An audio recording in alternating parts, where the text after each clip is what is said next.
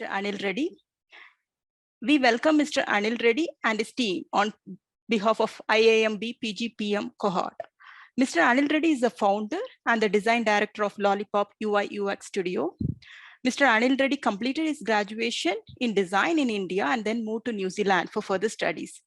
Lollypop was started out of garage with two people, quote unquote, like Apple, so to say, and now has grown into 130 plus people with presence all over the world. Mr. Anil Reddy's famous quote is, he is an artist by heart, designer by soul, and entrepreneur by choice. Now I'm handing over to Mr. Anil to enlighten us with his presentation. Over to you, sir. Thank you so much. And it's a wonderful meeting you all. And thank you for this opportunity.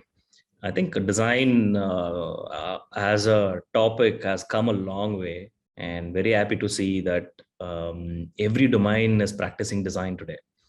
Design is not just in design colleges. Design is not only with artists or architects. I think it's gone beyond those small studios and small practice. Design now today, everyone is a designer. So you don't need a title, or you don't need any certification to be a designer. So today I'm going to talk about my understanding of how design can impact your business and what are the things you need to keep in mind. In the last 11 years of building Lollypop, there are a few things that I learned, and 22 years of being in the design domain, I've built many brands, and from national to international brands, winning some national awards to international awards. There's a lot of things that I'm going to share today. So maybe in the flow, I will forget a few things.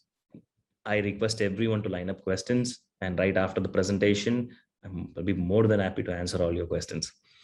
Okay, so let's get started. I have a small presentation, and then I will talk about design and all the magic that design can do to your business, organization, product, and all the stuff. Okay, I'm sharing the screen.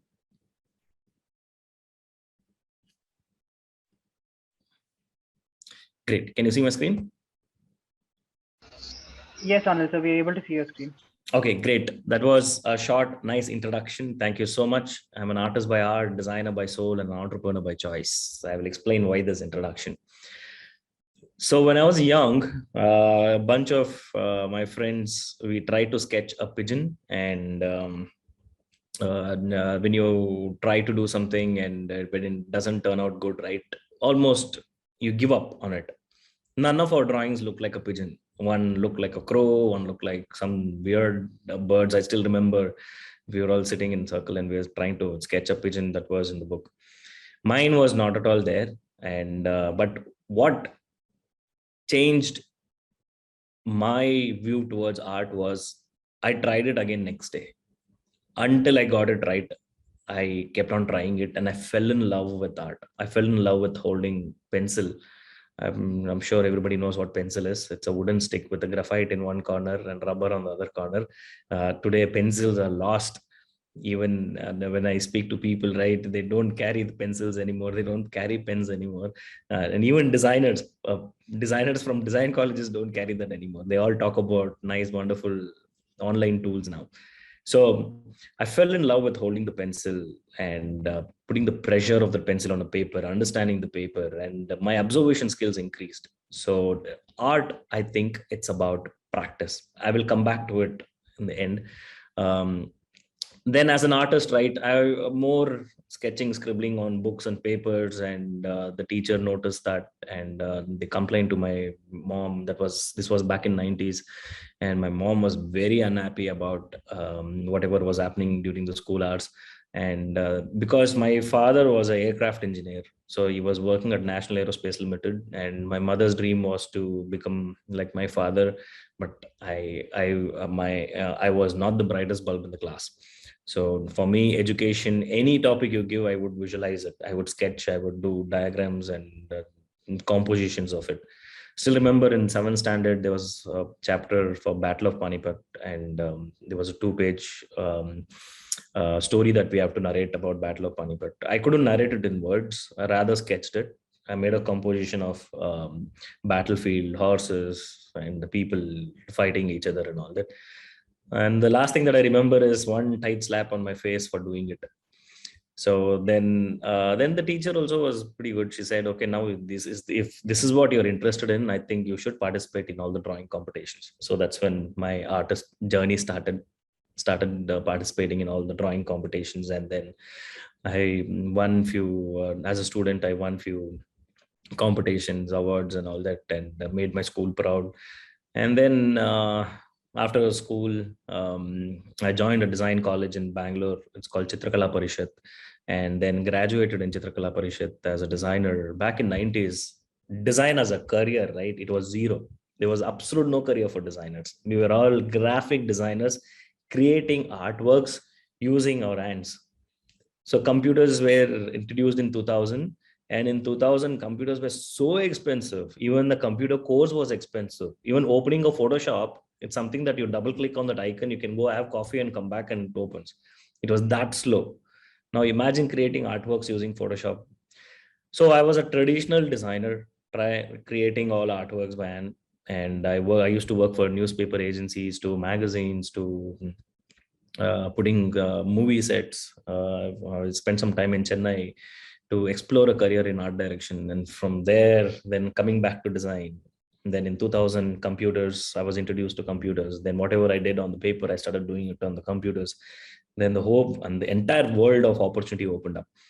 So this is my soul. This is my design. As a designer, I fell in love with technology. I fell in love with everything that design was heading towards. And after working for 13 years, I went to New Zealand to do masters, and I did masters in design and psychology. Then I worked in New Zealand. That's such a beautiful country. I thought I'll finish my course, come back and find a job in India, but I fell in love with the country, and I lived there for almost 10 years, 10, 11 years, working for Ogilvy and TBWA, a very well-known brand in ad agency. I served clients like Nike, Adidas, Nissan, Nestle. That was the time when all these big brands were exploring digital. They wanted to have a digital presence. Until then, they used to spend on traditional advertising, print, brochures, television, TV ads, radios and stuff. And suddenly when Facebook, YouTube started picking up, they started investing money into it. They said, okay, now let's see what digital and online has for us as a brand. So I helped few brands, and then 2011, I had this dream of coming back to India and trying something out in the design, because like me, there were hundreds of designers in India who were still struggling to build a career in design. So I was like, okay, let's come back and give it a shot. Anyways, I had a very promising job, and I had won few awards in the agency world, and the entire agency network recognized me. And that was not my fear. For me, that was my peak of my career. I wanted to come back and try something. So 2011, I came back, packed my bags, and came to India with a big dream of spreading design first approach. Then I realized that design is still not there yet. So in 2011, any entrepreneur who wants to build a digital product using technology, right? They would go to tech firm, they would go to IT services company, build the product, then bring a graphic designer to beautify it. So basically, they build the entire product and they come to a designer like us and they say that, hey, here is the product. Can you change the buttons? Can you make the entire interface or experience more colorful? So from there to here, we have come a long way. So today, designers have become a very big part of decision making and also the entire product journey. Initially, we were not even allowed in any of the meetings and discussions. Today, they tag us along. Very happy to see design being celebrated across domain. And this is my entrepreneurship journey. And I had no clue about business.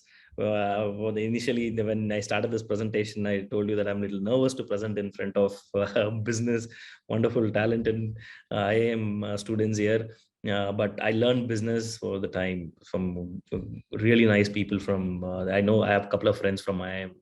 They guided me on the right path. And Dr. Devi Shetty, the founder and a very well-known surgeon in India, he was my mentor. At every stage, he guided me at the right, to make the right decision.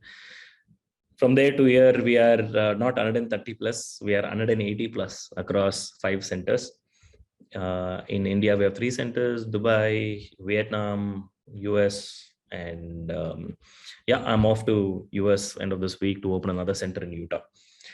So design, what used to be a very small practice, today it's become a very big opportunity. So that's what I'm going to talk about today.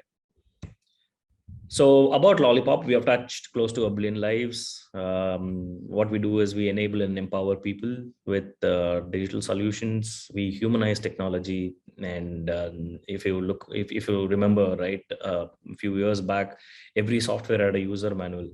So every software comes with someone who could come and train you on how to use the software. And I felt this was the biggest joke that I could ever witness. How can you train people with software? Software has to be something that people should see and understand at least 10% of it. And over the period of time, as they use, they should learn everything. So that's what we do at Lollypop. We try to make it easy for people to understand technology and humanize technology and make it more fun. And over the period of time, we have designed for Myntra, Swiggy, Paytm. Now Byju's, his new interface is going to come out, HDFC, and just name the brands in India. Almost most of the brands have a Lollypop stamp on it. So day in and out, our job is to understand humans, understand the behavioral patterns of humans, and then craft a beautiful solution and enable the business and grow the business. So we are like in between people. Here is the business, here are the users. We try to connect both. We understand what business needs are, we understand what user wants and needs are, and we design an interface. So this is what we do. And now let me ask you this question. What is design? If anyone wants to answer, please raise your hands, and I would like to hear your thoughts about design.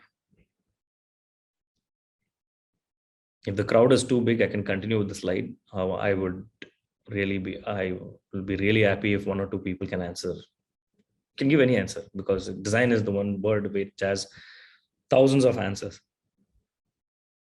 So what is design? Can I go ahead, Anil? Yes. Yeah. According to me, design is the translation of the situation into a graphic expression. What a wonderful answer. Awesome, Mamta. Thank you. Another answer. One more. Can I say it's the look and feel? Keeping it simple. Look and feel. Wonderful. Great. Super. One more. For Last me, one. design. Yeah.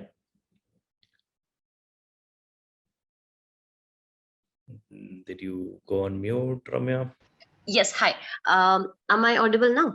Yes, you're audible now. Yeah, for me, I think design would be something that enhances my interest towards the product or the service that I'm consuming. Wonderful. Great.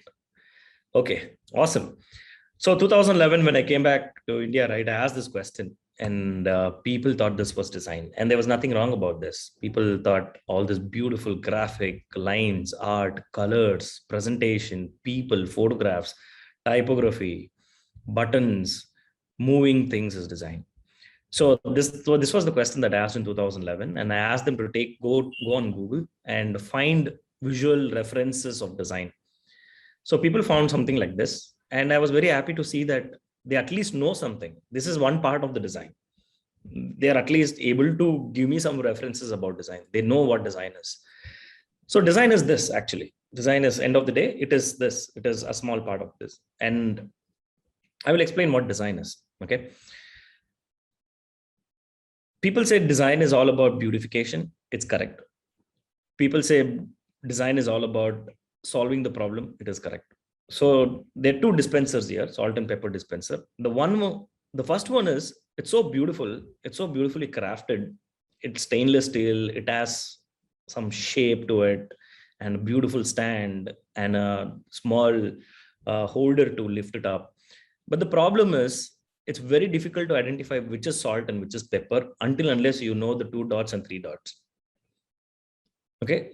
One cannot identify which is salt and pepper. So we did this experiment at Lollypop. We tried to place this kind of salt pepper dispenser in the hotel. Lot of people, right? They picked it up, they put it on their hand, they dirtied the table to figure out which one is salt and which one is pepper. Though aesthetically it looks beautiful, but it's not solving the problem. The tables were getting dirty, and people were trying to still figure out which is salt and which is pepper. So it's beautiful, but it's not solving the problem. The second one is, it's pretty transparent, but no one would buy this. It is solving the problem. It's very transparent. You can see that it's a salt and it's a pepper, but it's boring, right? It doesn't, you don't want to keep such kind of a salt and pepper dispenser on the table. I believe design is a beautiful solution. You solve the problem and then you beautify it. So according to me, design is a beautiful solution. Imagine a salt and pepper dispenser like this. They have taken a combination of both stainless steel and the glass.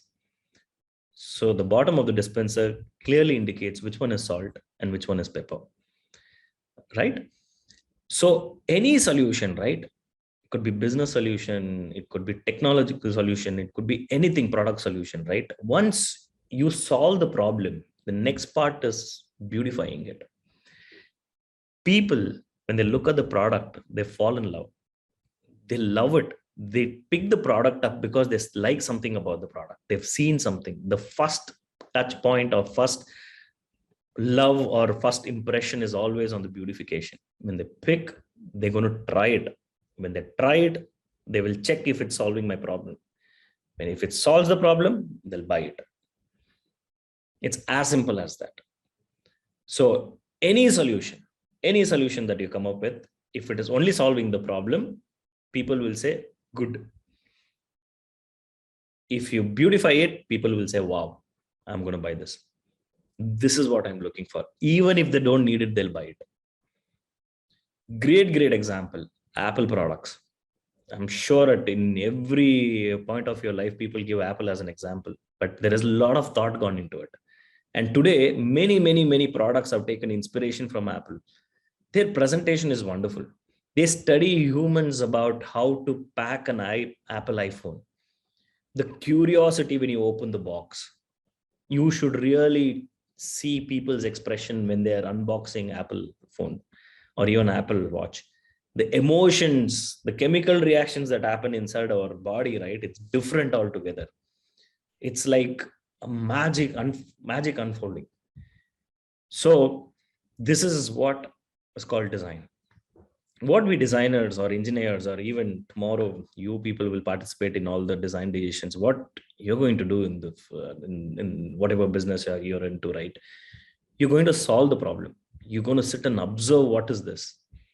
And once you understand what the problems are, you're going to come up with solution. Once you find a solution, you'll bring in artists, you'll bring in your skills to beautify it. This is what design is all about. Every product that we have designed at Lollypop, we listen to business, we listen to users, we see what the problem is, we come up with multiple solutions, we try few solutions out. If it works, take that, beautify it, give that wow experience, move to the technology, build it, test it, launch it. This is exactly what we do here at Lollypop. Now, how is this beautiful solution delivered? Like, how can I make it easy for you to understand how to deliver a beautiful solution? By bringing these four things together. Okay, strategy, psychology, technology, and art. I'm going to break this down. I'm going to explain each and everything in detail.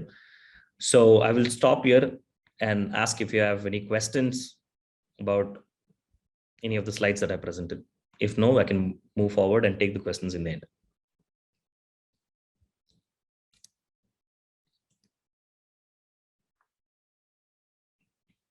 Anil, we can continue. Yeah. We can continue. Great. Awesome. So bringing strategy, psychology, technology, and art.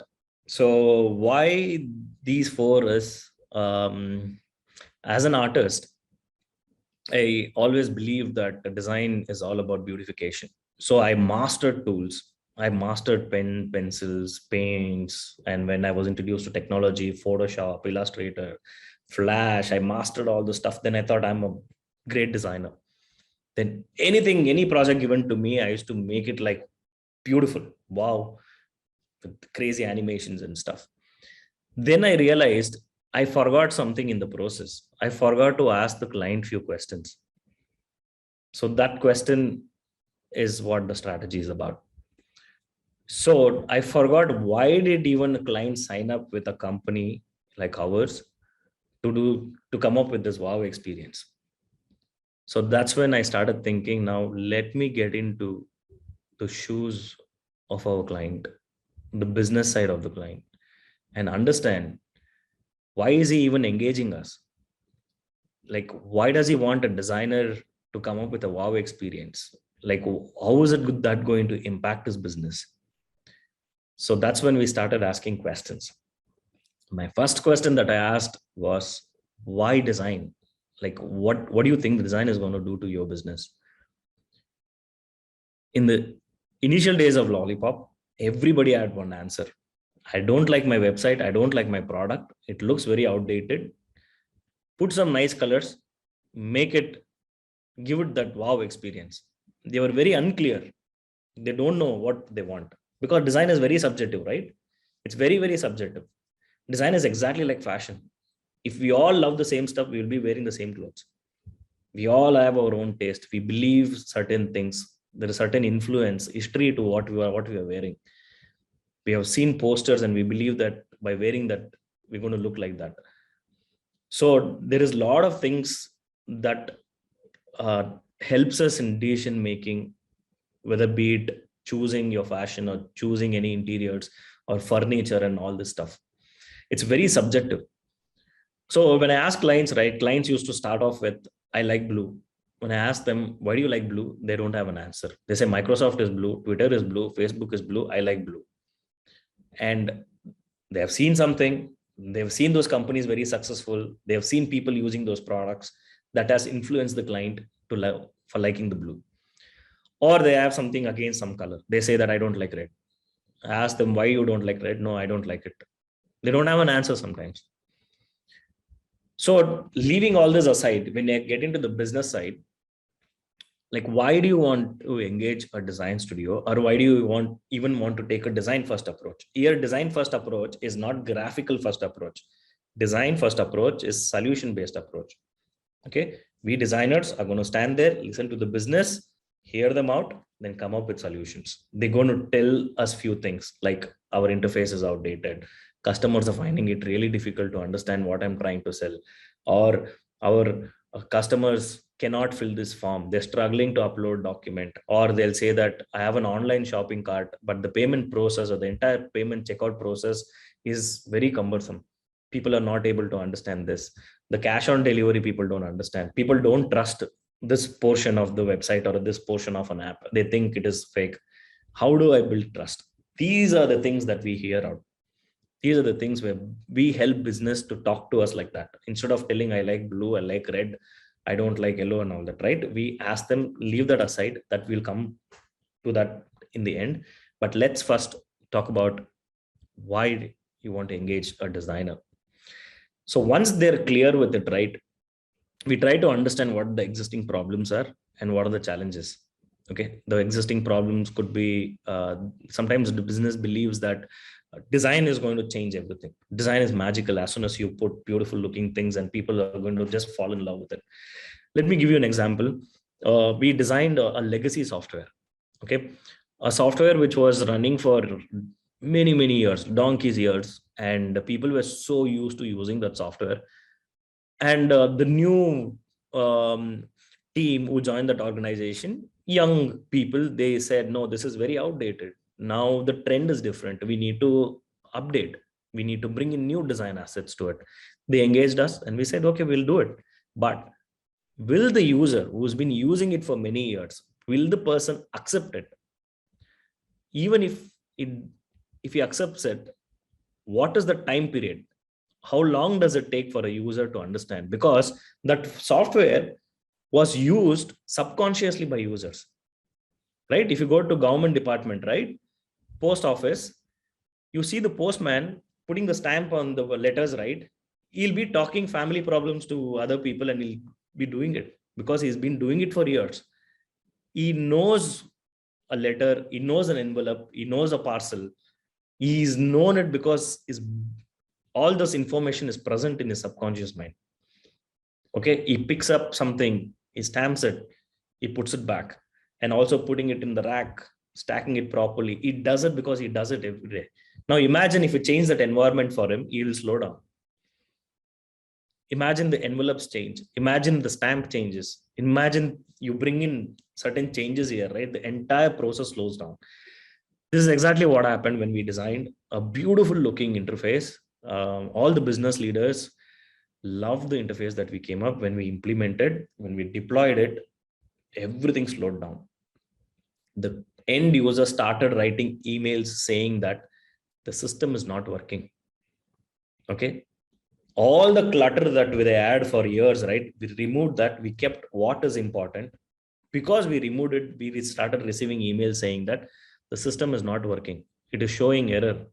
The buttons that used to be on the left disappeared. People panicked. This panic impacted business. This panic really impacted business. So some organization considered that this is not the tool anymore. We should change. We should explore another tool. This was the risk that business was taking by pushing us to do something more beautiful, just beautification part. So every solution, we have to measure the impact of it. Okay, impact. Now design, right? While we have so many inspirations out there, now suddenly you see what Paytm is doing it, and then you also do it for some, copy the similar interface and you launch it for a different kind of an audience. It might not work.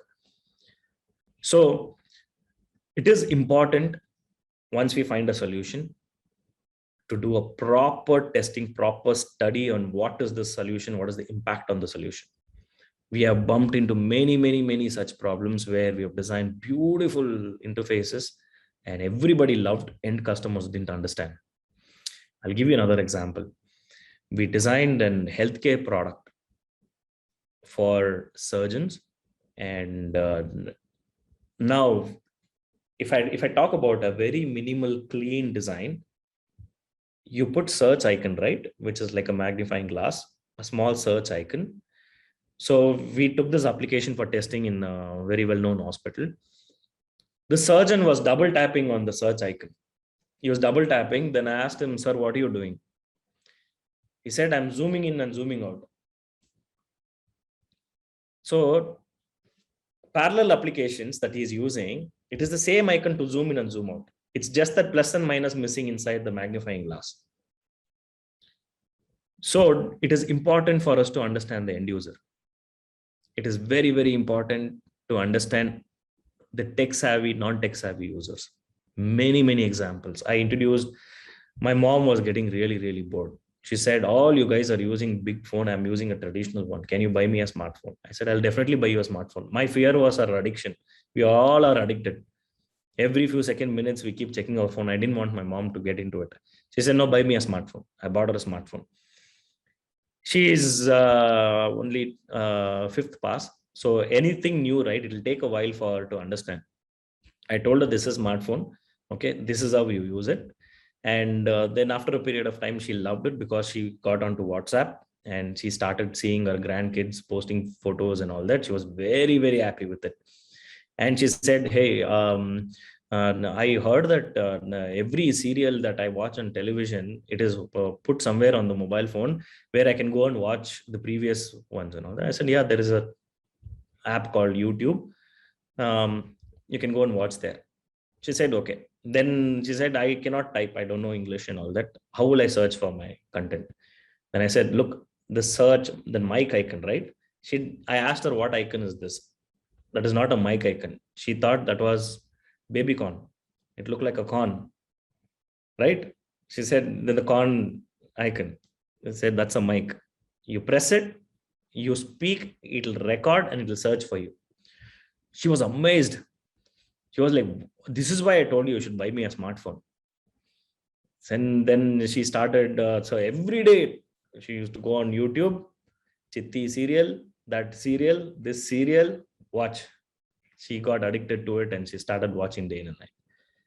But the problem is, she also figured out that there's many recipes and cooking channels also on YouTube. There was a point when she searched for South Indian masala. That was the last she uninstalled the app. The results were not actual recipe, it was something else. So internet, you cannot do things. So that fear got onto her. She gave the phone back to me. She's like, "These very dirty things, and I don't want this phone." Then I told her, "Look, it's like a real world.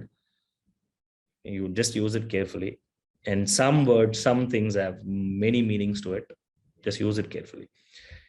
And day in and out, we design products, we go to the market, we test it. It is amazing to see how users use it. The way we design it, and once you take it to the market or when take it to the field, it's different. It's altogether different. And then we come back and tell the business that you wanted all this voice enabled, AI enabled, bots and all that, but users don't understand. Strategy is all about telling the business that you want voice, you want bots, you want all this stuff. Let's understand what user wants first. Because all these things cost money, all these things cost time. Okay.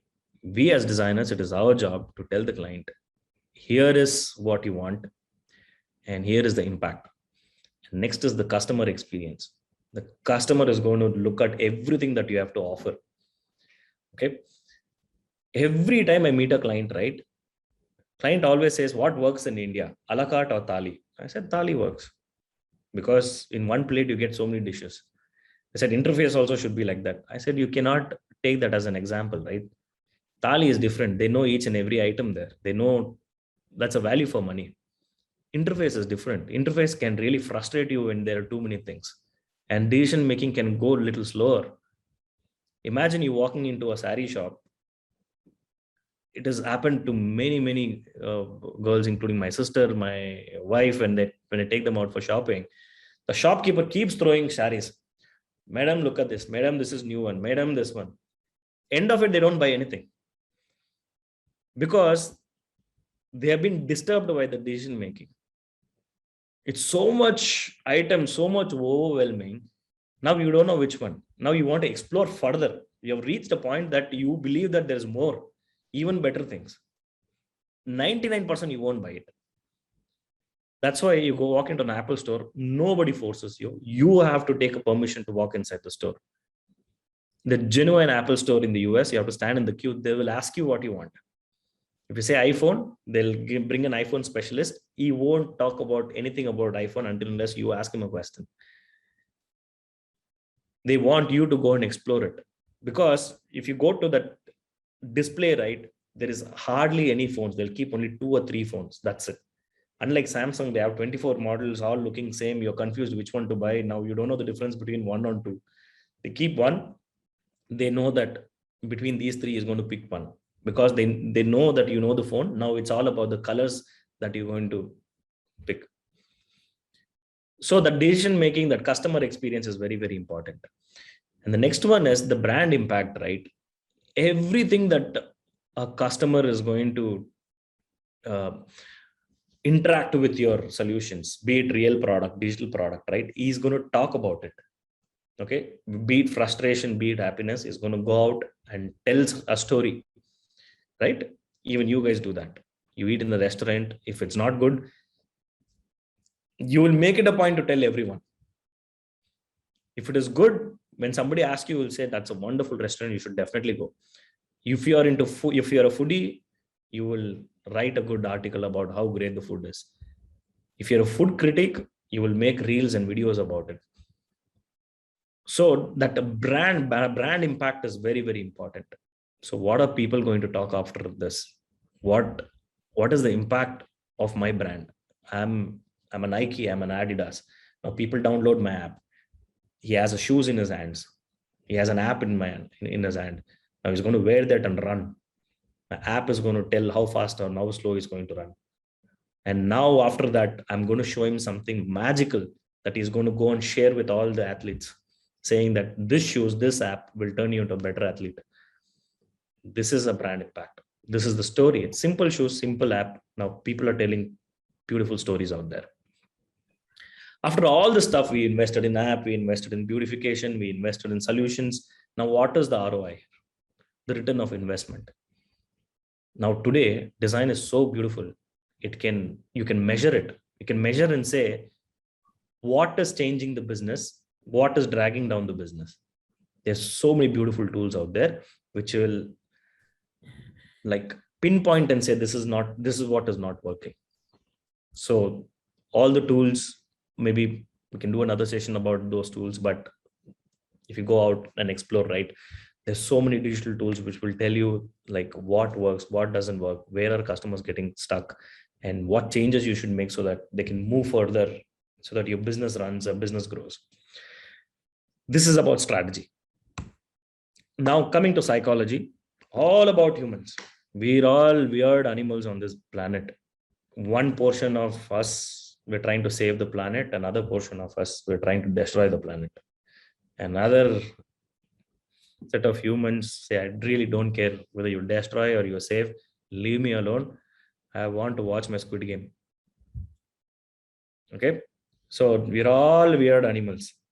Okay. We all think we know everything. We don't know anything. Okay. We're all totally different. And what you like, you yourself don't know why you like it. Your liking is only until some time or until a reason for you not to like it. You fall in love when things don't work. You hate love. You love the person, you get a reason, you'll hate the person. You love an app, an experience will change it, you'll hate that app, you'll uninstall it. Not only uninstall it, you'll tell the entire world this is shit. We humans are weird animals. If you get into psychology as a topic, right, you'll run away from this world. You want to go to a different planet. You don't want to be surrounded with people like this. We change based on the situation. Okay. And it's important for us to understand whom are we designing for.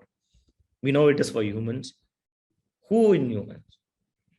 Gender, age, geography, because they're all different. The beauty of designing products in India is every 100 kilometers, you come across people who look different, who talk different language and eat different food, but still we're Indians. And our behavior towards certain things is also different. Technology is so different. We design an app for farmers. It's called FarmRise.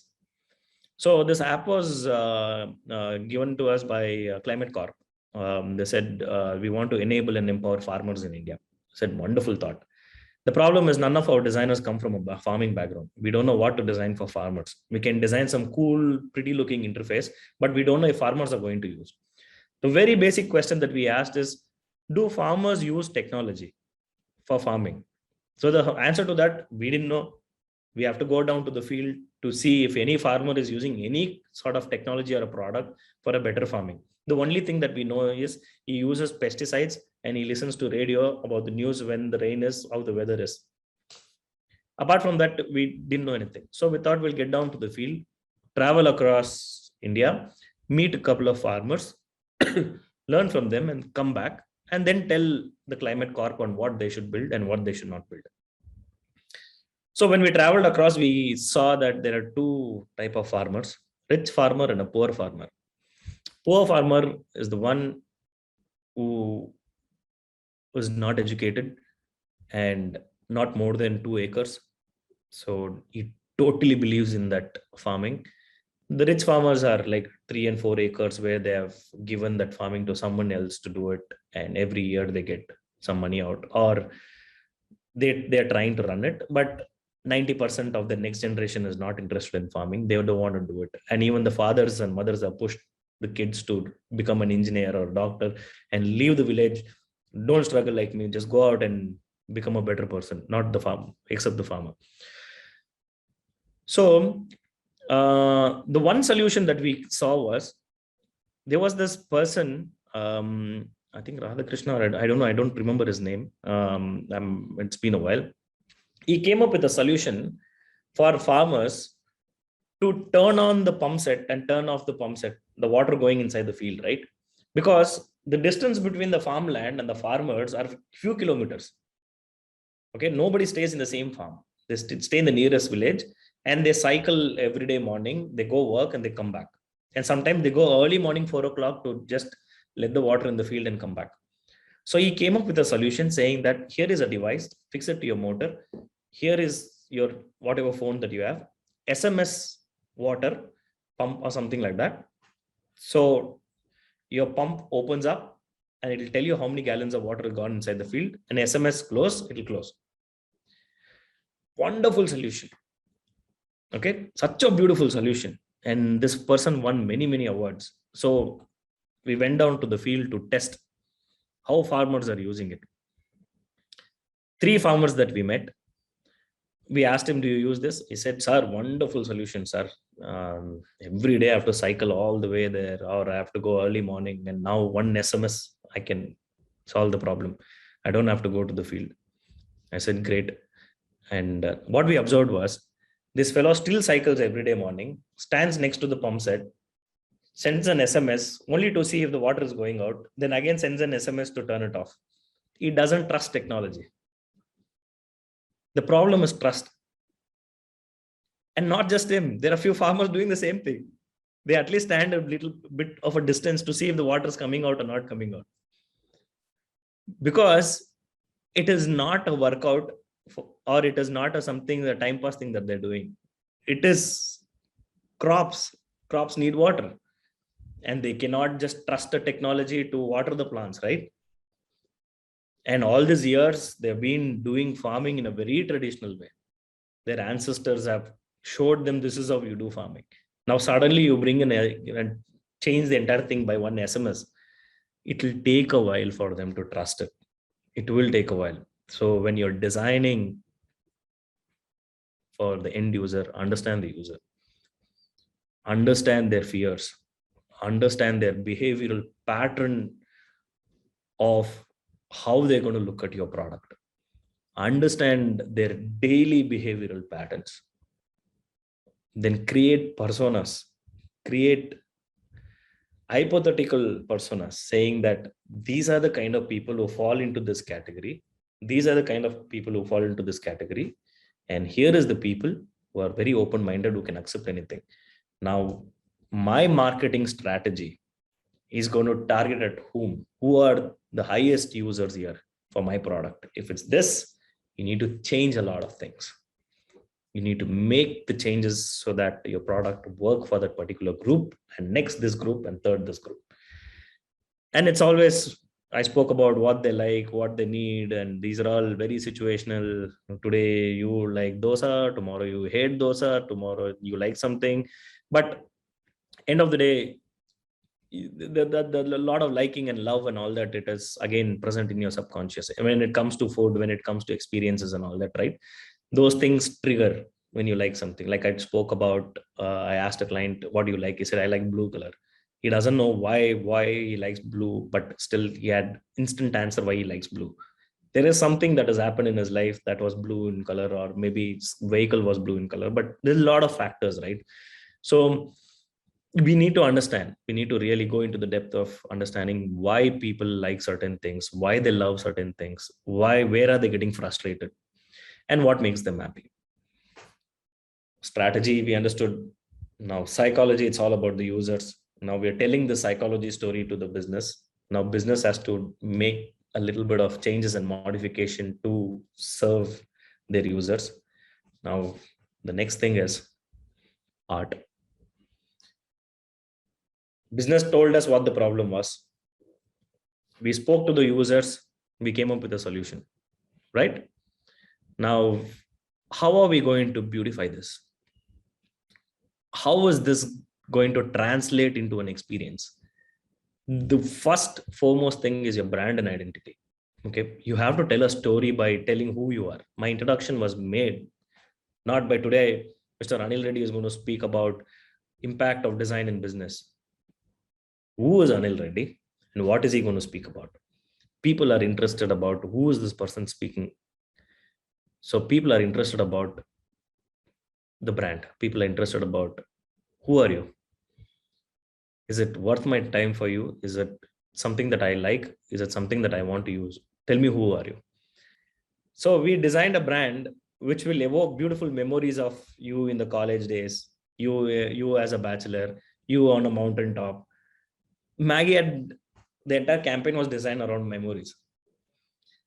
And it caught up like this. People, when we play Maggie ads on the television, they feel hungry. They suddenly get that craving. I'm sure everyone who's listening to it now is craving for Maggie. Now, today, India-Pakistan match, you're going to get Maggie, sit down and watch and eat Maggie. This is the beauty of brand and identity, brand positioning, telling a story of a brand. So you create ads, you create an ad of mom cooking Maggie, kids lifting the Maggie up and slurping it. When they're doing it, you're there. You're like, I want Maggie now. I want to go back to my college memories. I want to go back to some beautiful memories. I want Maggie. This is brand. This is identity. And next is the content is king. No matter how much visuals you put, right? People are going to clap the hands. End of the day, if you're all a fan of Rajnikant, when he walks inside the scene, right? People clap. It's the dialogue, they clap even further. The content is the king. Right? So any website or any application, when the content is presented properly in a consumable way, right? People will understand what you're trying to tell. Be it onboarding, be it sign up, be it login, error message, or even a sticker on a product, or even a sign towards the restroom, or emergency signs. Content is the king. How will you present it? This content is important. This is the secured content. This content requires attention.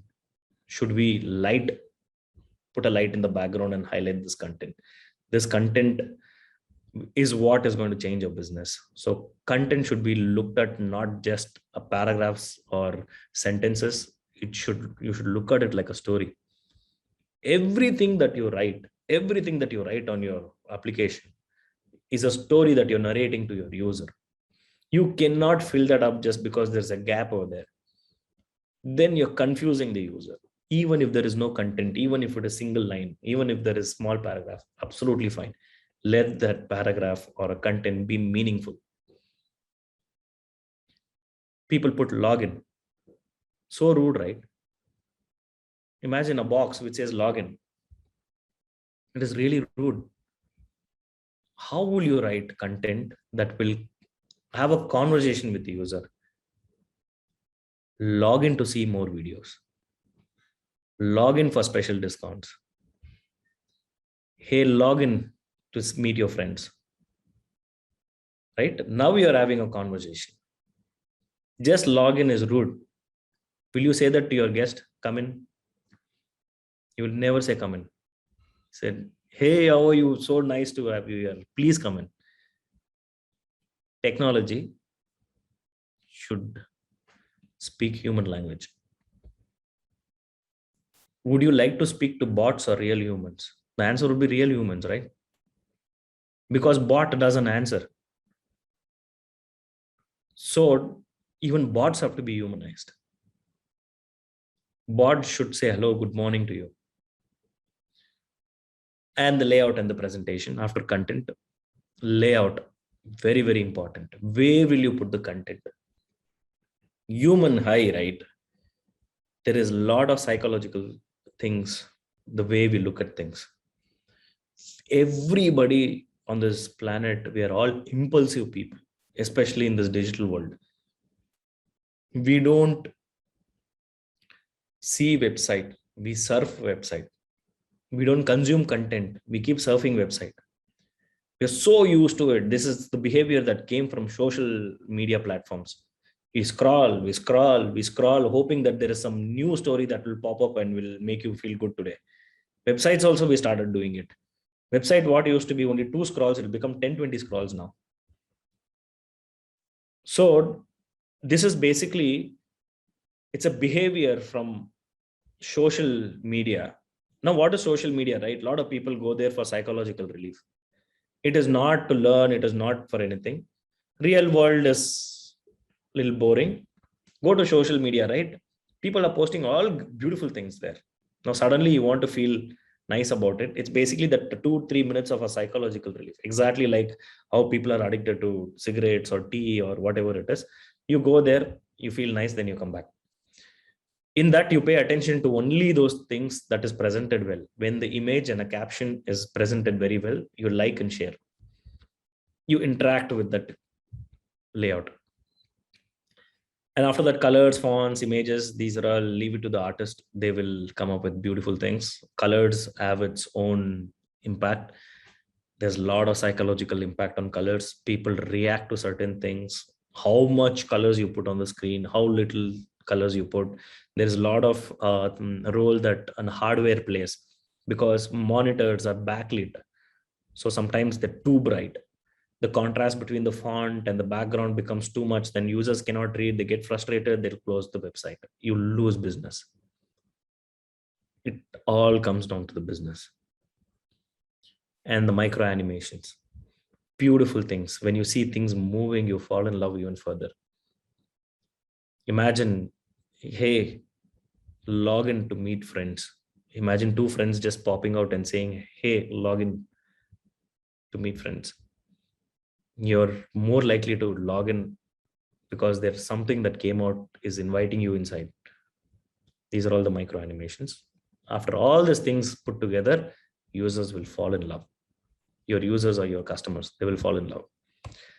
The last one is the technology. We spoke about strategy, psychology, and then how to take strategy and psychology and bind it with beautiful art. And now it's all about technology. Technology today, we are blessed. We don't have any restrictions. I still remember during the initial stage of my career, right? The coders used to tell me that don't make images bigger. Don't make typography like this. Please stick to this layout because we cannot code it, because our layout works in table cells and rows. Then after that, CSS came, cascading style sheet, where we could beautify a lot of things. In technology, it's important for business to understand what is the investment they're going to make. What platform are they going to pick? Do they have the time and the cost? Not every technology platform they pick, talent is available in the market. You pick Python, you pick React, right? We are short in such skills. Okay, you pick PHP, WordPress and all that, we have a lot of people. Now, along with your business, with your clients, you need to take a call on what technology you're going to pick. Can all the magic that you created with the strategy and the psychology and art, right? Can it translate into code? Can the coders do it? Do you have the right amount of coders to code it? Is the talent available? Is this scalable? Can it adapt to other technology? That means you code in one language and you have APIs coming from different languages. Can they all talk to each other without system breaking down? And after all this stuff, can this technology be scaled? Today I have 100 users. Tomorrow, what if it becomes 1 million? Will it break down? Will my database break? Will it slow down? These are the things that you need to take a call with your technology partners. Or if you're building a product, you need to take advice from the best tech guys to tell you that, look, here are my designs, so beautiful looking, micro animations. Now I want to translate into code. How long does it take? What is the cost and what is the impact on my business by implementing this technology? Is the talent available? Most important thing, because I've seen products picking craziest technology just because they have two coders. Then when the two coders leave, the new coders will say, this is a crap code. We'll bring in a new technology.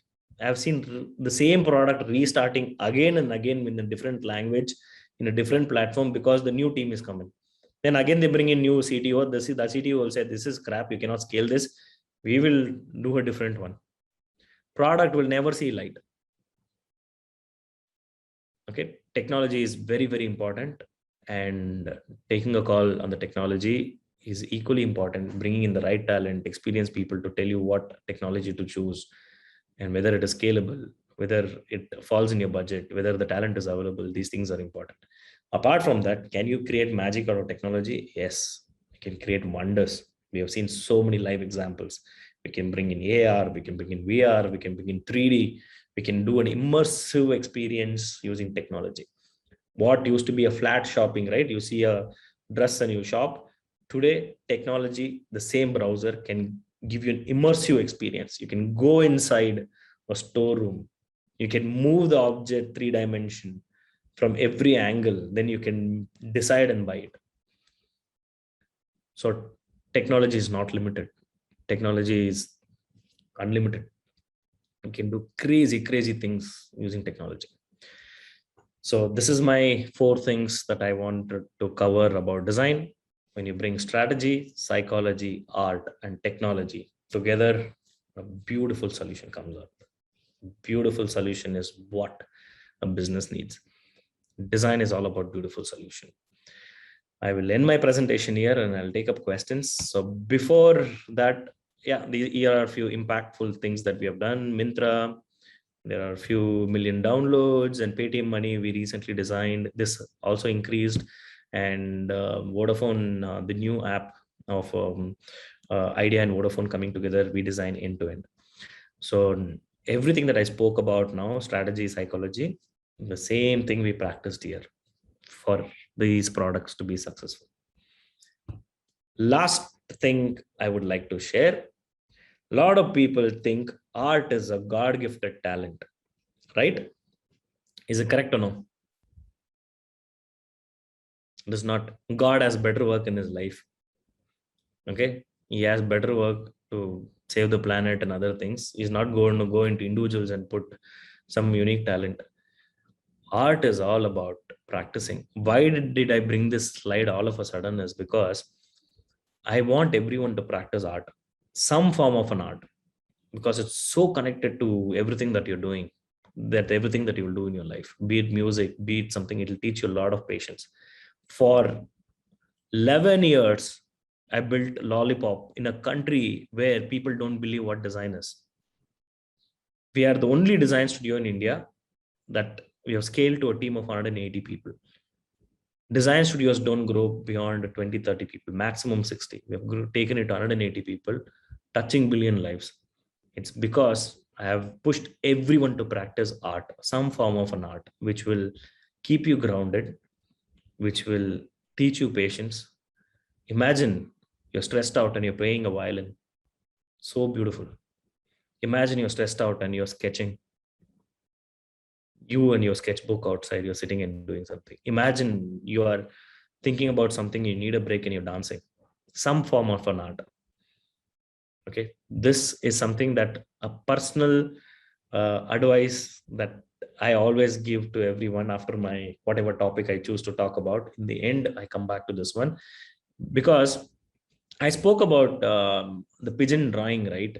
So this is my childhood photograph. In 1988, I was sitting and doing paintings, drawings, attending school competitions, drawing competitions and all that. The pigeon never came out good. Even in a year, right? I was drawing. I couldn't do a good looking pigeon, a pigeon that looks exactly like the book, but I never gave up.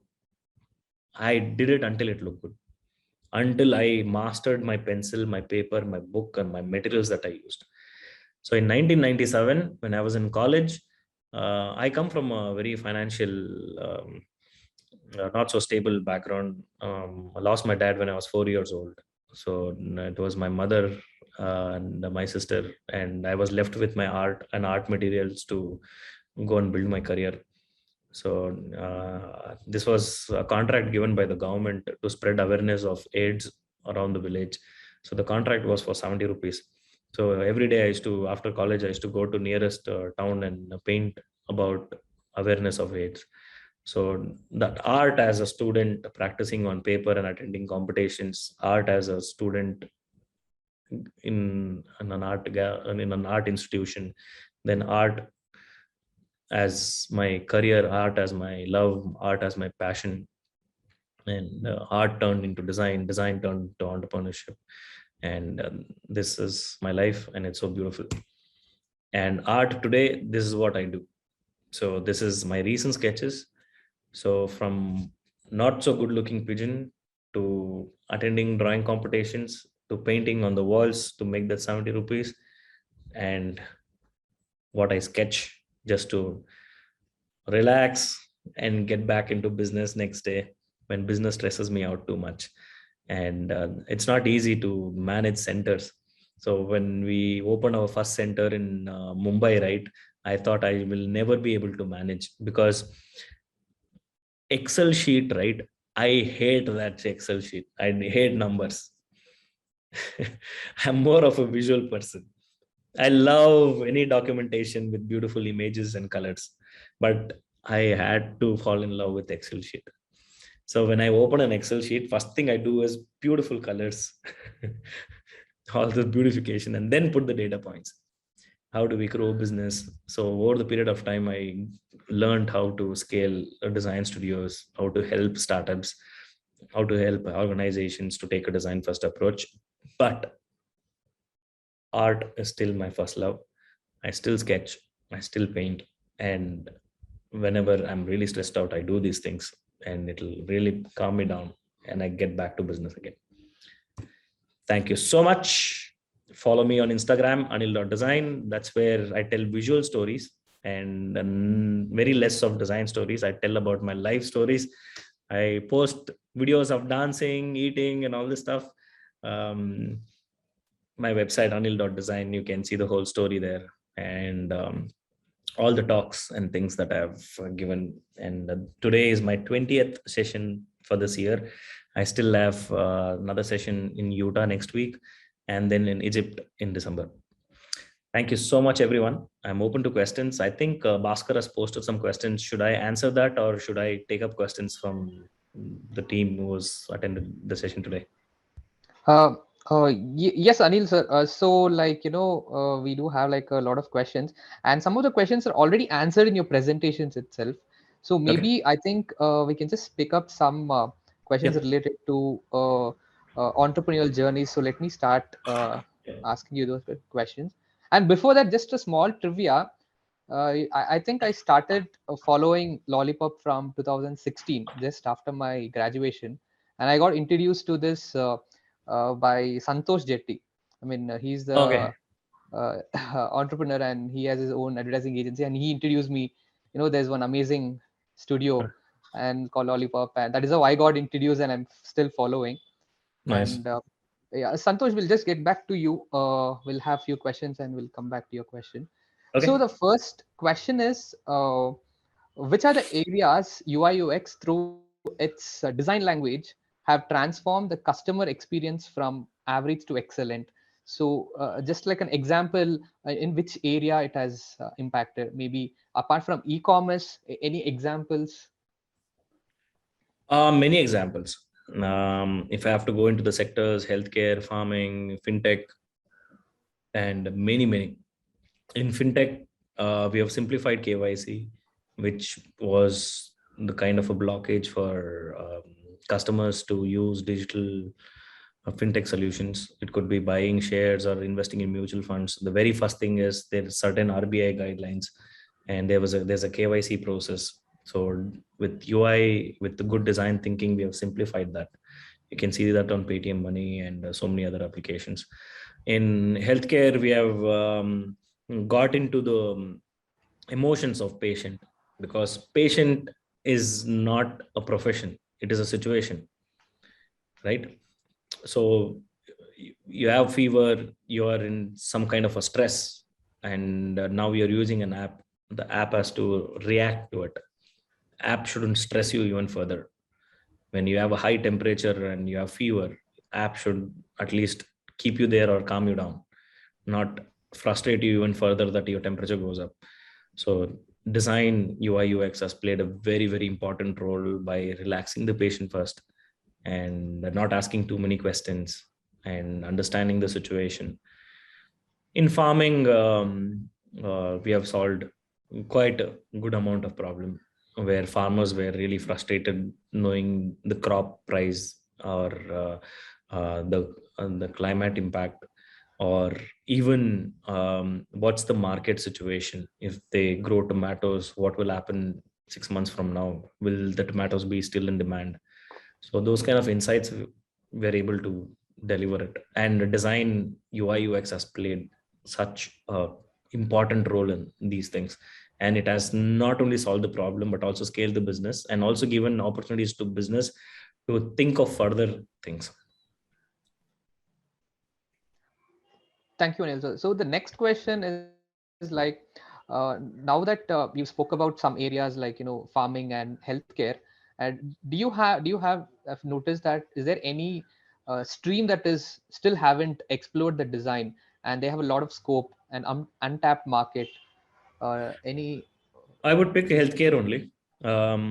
Though we have like remember like medical records, EMRs, electronic medical records, and all that. But still, it is just a data that we're trying to store. It is not interacting with the end user. I think healthcare is a big opportunity for design to tap in. The problem with the healthcare is it is designed by technology, engineers and designers. And I think healthcare solutions should be designed keeping doctors and patients in the center.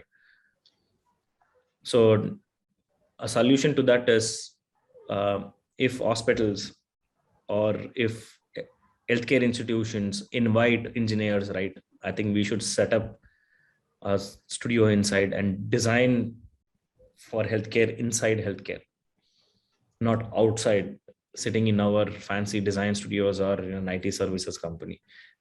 I think that domain, right, is different to others. It has a lot of things in it. For us to understand, we should know the domain very well. To know the domain, you have to be around doctors, surgeons, and the entire team who play a very big role in managing hospitals to the entire healthcare ecosystem. So for engineers and designers, it's important to be there in that place. And healthcare is one which I feel that it is still not utilized technology and design to the max. Thank you, sir. So now we'll just move to like another two more questions, and we have so many Q&A questions from the chat. So I just wanted to ask one from your entrepreneurial journey. Like, what was the deciding factor for you to take up entrepreneurship as a career? Explain your transition phase from an art director at PBWA to a founder at Lollypop. Nothing, a well-paid job, earning in lakhs, came back earning in thousands. The first 3 years of Lollypop, my salary was 7,000 rupees. It was like everyone used to laugh at me, like, you were doing so good in New Zealand. What have you done to yourself? I didn't even have a car. I bought a second-hand two-wheeler, and the entire sales, the initial share sales, I used to go around in two-wheeler and do it. But I think these are the common stories that you hear from every entrepreneur who started from the scratch, right? So my deciding thing was I felt that I learned a few things in design, not only just the artistic things, but also how I can solve this as a business, how I can solve it to the end users. I felt that if I come to India and do practice or even spread this awareness, there is a huge opportunity. And also that was one side of it. The other side of it, India is filled with amazing talented people. Like me, there are hundreds of people who are waiting for that opportunity. So I wanted to create a platform for them, and it started from that. And once I got 5 to 6 designers on board, the entire kick was different. Like, how can I 5 amazing designers who joined Lollypop initially, how can I turn this into 10? And now what can we 10 people do now? Can we create even further magic? And then we got 10. Then is 10 enough? I think we should do it 20 and see how much magic we can create. I think 20, then one day Dr. Shetty came, and we were a team of 15 people. It was the first anniversary of Lollypop. And he said, you should become 100. I said, sir, 100 is too much. This 10, 15 people, I'm not able to manage them. How can I become 100? I said, no, become like, sir, no, sir. It's design studios don't grow to that extent. Then he said, then you should change that. Then I was like full negative. I was like, no, sir, I don't think so. It is possible. No, you can do it. You let me know what help you need. And that's it. After that, when such a big, wonderful person is encouraging, and what is stopping me then? And that's what we grew. We grew without any Excel sheet, without any proper strategy or a plan. I mean, we had plan. We knew there was projects, and we were building good products, and people were falling in love. Clients started coming to us. Then we had enough lined up projects. That's when we started hiring. We didn't just hire to become 100. There was so much plan put in place, but we never put anything like next 6 months we want to grow to 100. So there were projects coming in, we hired people, projects came in, we got more people, we won awards. And this entire design is like a celebration at Lollypop. It is not a profession, or it is not a practice. It is more of a celebration. So it's so much fun. When things open up, I think you guys should visit Lollypop Bangalore. Sure, sir. Yeah, and it's a very amazing presentation because whatever we learned from 1.5 years, I think you nicely put it in 4 slides, like the strategy, psychology, technology. It's really amazing. And right now we have a course similar, like, we have something on product strategy management. And even our professors also talk something on similar lines: understand your users, understand the consumer. It should be outside in thinking. So, I mean, we are really able to connect well. So now we will move to open questions. So Hardik will take over. He will ask the questions. Excuse me, I'll just turn off the AC. Hardik, you can take it over. Yeah, Hardik. Sure, Karthik. Yeah. Just give me a second. I'm just putting all the questions out.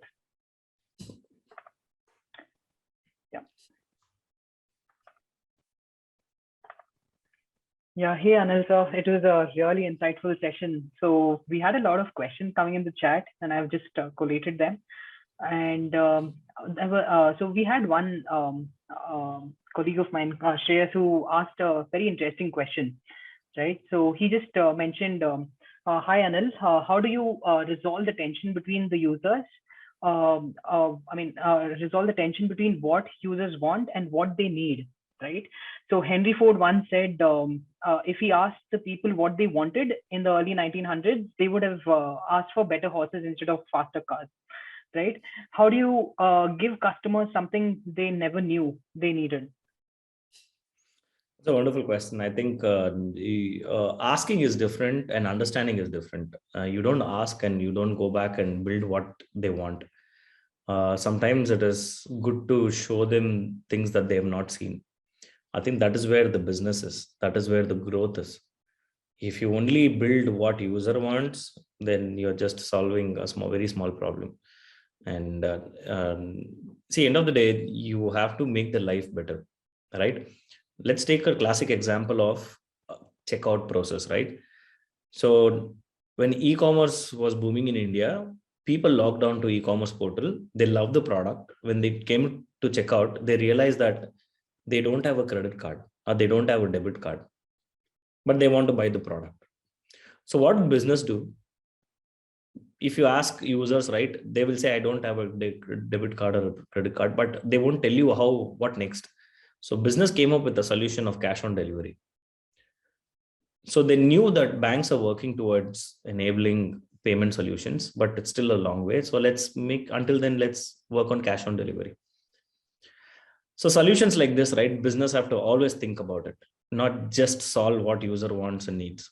Sometimes you need to present things that you think that will make people's life even better.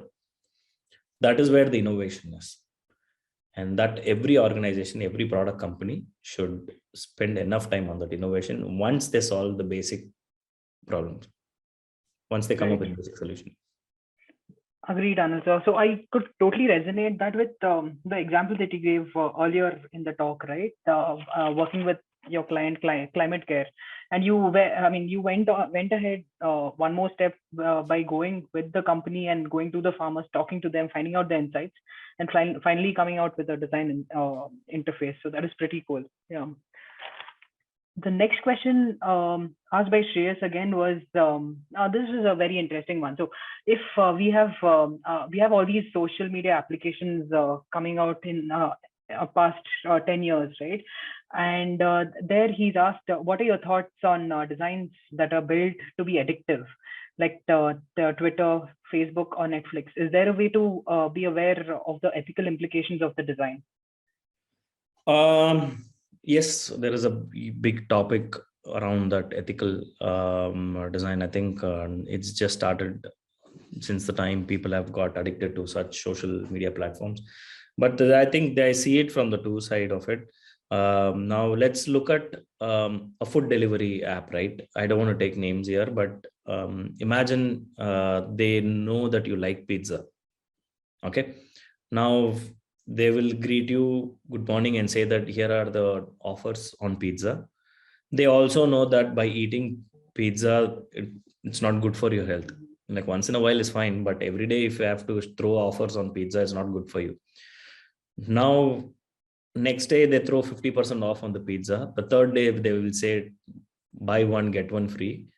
And fourth day they'll say that today free pizza on us. This is purely for keeping you glued to this platform and also keeping you coming back to the platform again and again.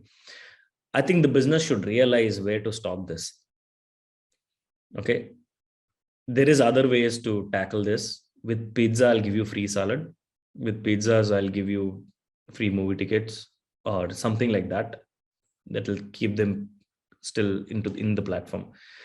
Now, this kind of an addiction, right? We call it hook in our design world, right? So every client is asking for what is that you're building in this app that will keep users coming back again and again. As a studio or as designers, we have been pushed to come up with such solutions.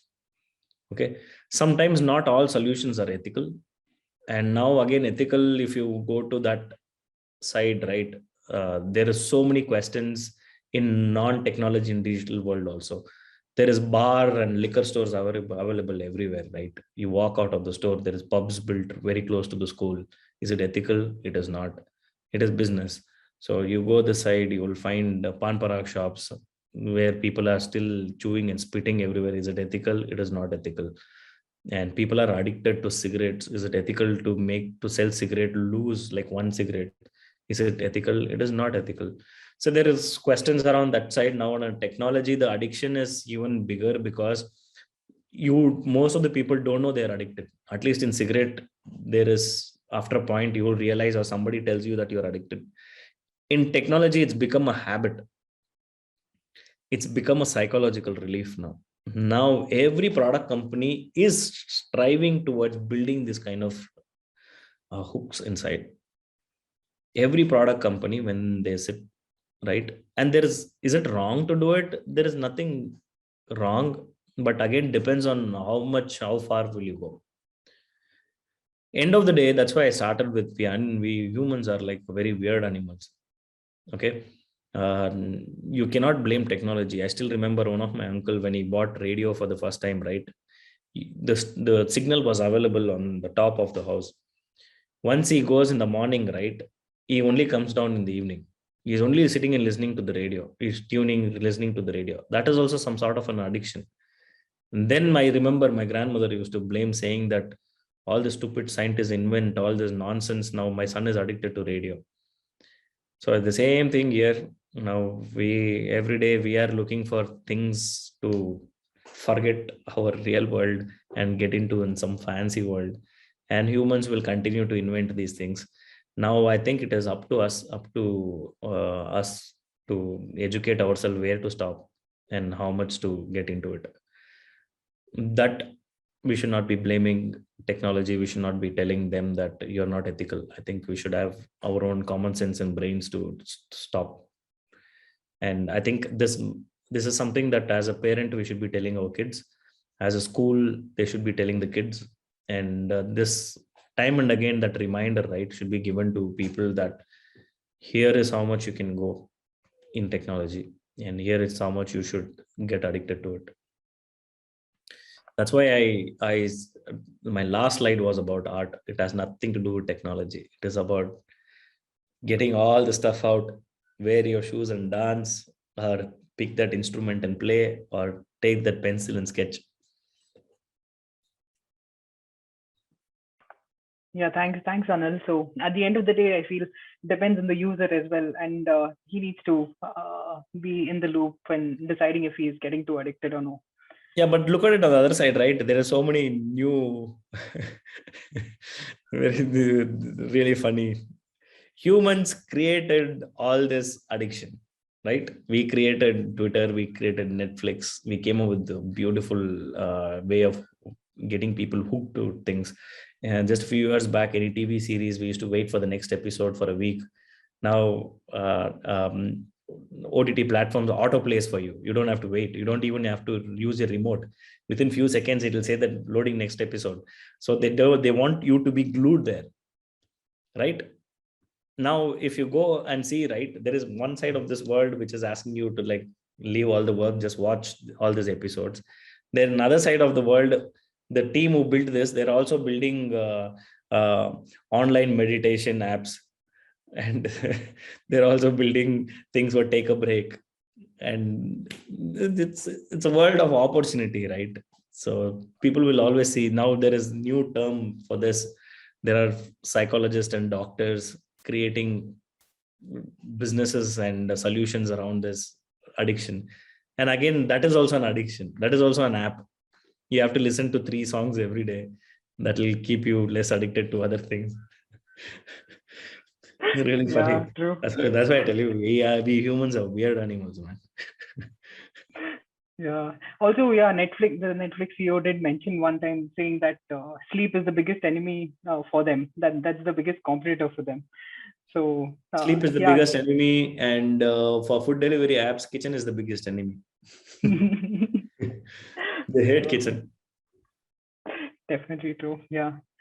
Yeah. So we had one more question. So Mahalingam from our batch, are you available, Mahalingam? Maybe you can go ahead and ask your question directly. Yeah, thank you. Anil sir, thank you so much. Actually, it was kind of inspiring because I was looking into something that inspires me to move my career into design, and my question was also in a similar fashion. What is needed actually in India to classify yourself or move into a design career?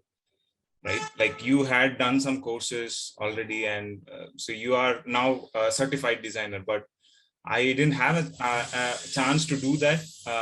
But if I have to move into now, so what should I do for that? I think there are a lot of great designers have proven that you don't have to come from a design school or a design college to be a designer. I think not just in India, even people from outside have proven that, and it is for real. You don't have to really study 5 years. But again, will you tell this to the next generation? I wouldn't tell this to the next generation, since you have already finished all your education and you don't want to invest in education anymore. So there is other ways to become a designer, but I wouldn't go around spreading this on a platform saying that you don't have to study design. I think that is really nonsense to be telling the next generation not to study design, and you can become a designer by just doing online course. That's really stupid of us to do that. Now that you have already invested enough time on the education, there are wonderful online platforms, and more than that, your practice every single day. Learn every aspect of design. Invest 3 years, like you're going back to college. Take up that opportunity that will turn you into a great designer. Don't get into any peer pressure. I know all designers are doing wonderful things, getting highest paid jobs. That if that affects you, you will not become a designer. I think you should focus on becoming a designer. The next 3 years, get into a college or get into a job or opportunity where you can become a wonderful designer. And after that, you decide what you want to become. So do you need a design degree? Now that you don't have time to go back to do degree, here is your option. Invest the 3 years. Practice every single day. Design should become something where you don't take a break from it. I see a lot of young designers today, they say that after 5 o'clock, I'll shut down my laptop. That means you have some problem with it. Design as a domain, it still belongs to the creative world. Have you seen any musician saying that I only play music from 9 to 5? Have you seen any artist saying that I only paint from 9 to 5? I don't paint on Sundays. Let me give you an example of A.R. Rahman. In one of his interview, he said, when he's sad, he's playing music. When he's happy, he's playing music. When he takes a break in the flight, he's sitting and composing music. In his head, he's thinking of music. He loves it, man. He loves being a musician. When you love being someone, when you love the domain, you will learn every day. When design becomes a 9 to 5 job, you are just another designer among a few million designers that India is producing. Now, do you need a degree? For the next generation, I will say, join design college. Since you already crossed that, invest next 3 years working in a good firm, learning every aspect of design. If the firm doesn't give you an opportunity, learn from outside, learn from the design ecosystem, create your own portfolios, go out. Users are not only someone who talk to only design studios or product companies. Users are actual people. You can go talk to them. You can build your own products and case studies. So design world at Lollypop, we have designers from design college, non-design college, engineers, architects, people from all sorts of domain. But what we really look at is your attitude, your portfolio, and your passion towards the domain. And that is clearly visible in people when they speak about design. Especially me being in 22 years in this domain, when I see your portfolio, when I talk to you for 30 minutes, that's more than enough to tell you whether you're really passionate or did you move into this domain because it is the most happening domain. Yeah, amazing to know, Anil sir, about how you choose the candidates and the real passion that you look for when you're recruiting people. The next question we have from Vinod Chennai. Vinod Chennai, you can go ahead and ask your question. Hi Anil, thanks for a great talk. Am I audible? Yes, you are.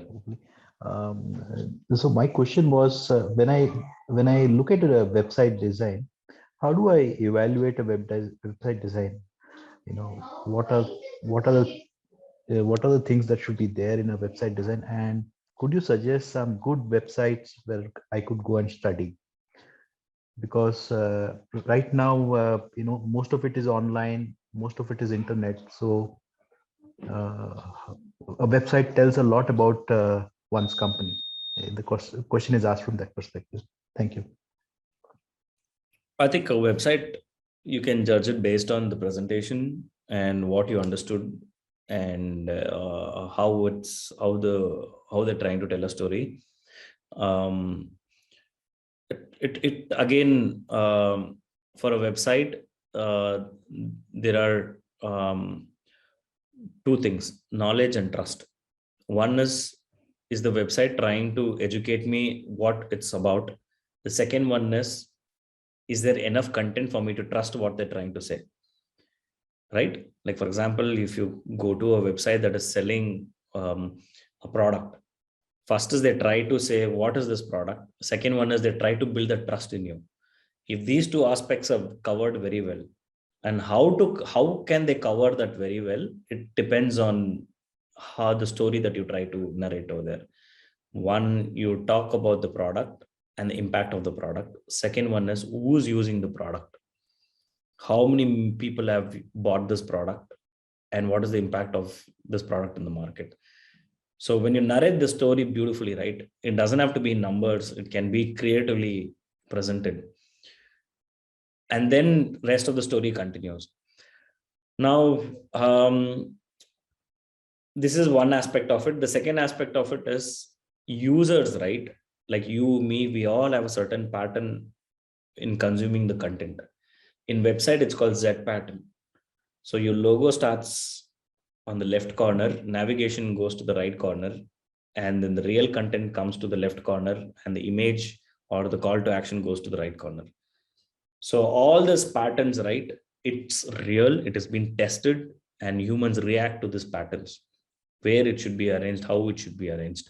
Sometimes you can break this pattern and create a different look and feel altogether, but it all depends on your business and what you're trying to present.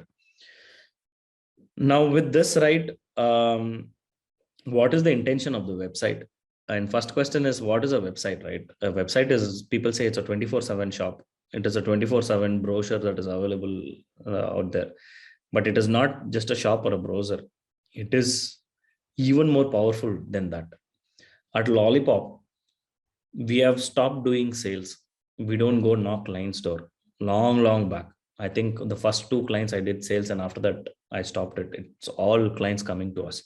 We have created a website with wonderful content, with beautiful touch points, call to actions, where you can fill the form. I can tap into the customer really fast. That is plugged to CRM, and that CRM and the entire website is managed by CMS. And all those things coming together has turned our website into revenue generation for us. Every single day we get 10 to 20 leads from across the globe. So the business coming in, 10 to 20 business coming in, they all want to work with us. So over the period of time, we have learned how to tell a story. So that storytelling is very important. And I think examples are like the plenty examples. In every domain, I can send some examples. If I have to think on top of my head, Warby Parker from US, it's about glasses. I really like it. They kept it very simple.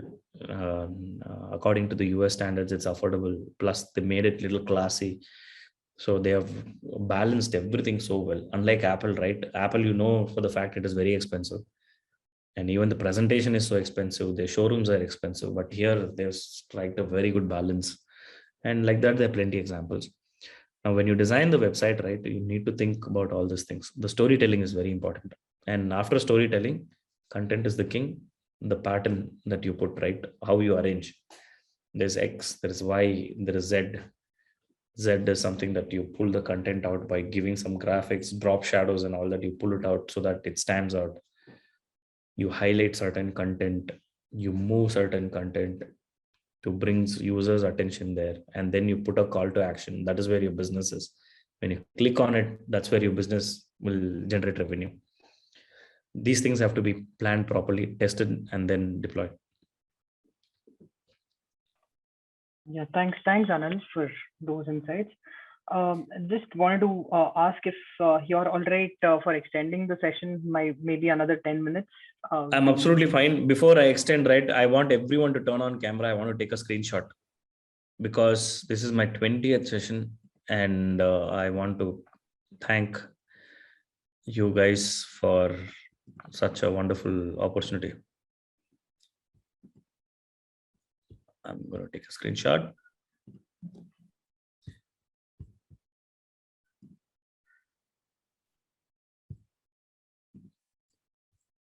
I think very few people turn on the camera. We have 17 participants.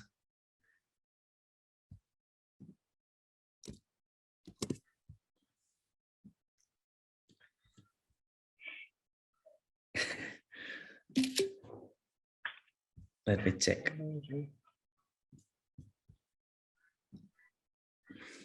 Once more, last one.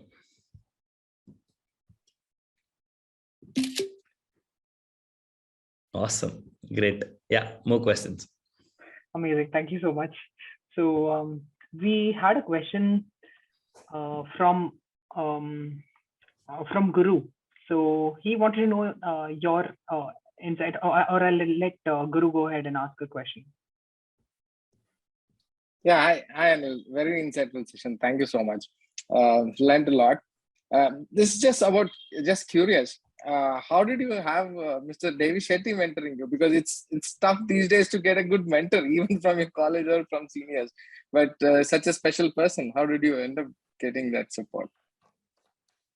2007, I saw his video on saw his video about making healthcare affordable. I became a very big fan of Dr. Shetty, and I never ever dreamt in my life that I'll meet him and I'll get mentored by him. So in 2012, I think, 1 year after I started Lollypop, the garage space that I took, it was very close to his house. And through my friend's contact, his son Varun Shetty reached out to design and build an app.